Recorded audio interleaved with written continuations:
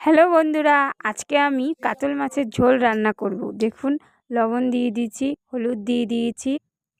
এবার আমি হলুদ লবণ মাখিয়ে নেব মাছটার মধ্যে। এবার আমি মাছটা ভেজে নেব। দেখুন, মাছটা ভাজা হয়ে গিয়েছে। এদিকে কড়াইতে আমি কচু সম্বার দিয়ে দিয়েছি, ওটাও ফ্রাই করে মশলা দিয়ে দিয়েছি।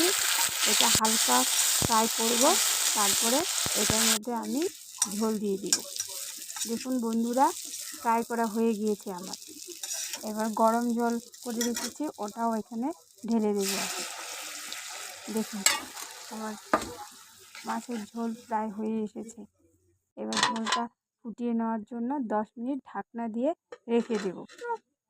দেখুন বন্ধুরা, আমার ঝোল ফুটে গিয়েছে। এবার মাছগুলো ছেড়ে দিয়েছি এখানে। এবার এই মাছের মধ্যে এলাচি থেতু করে এখানে দিয়ে দিব।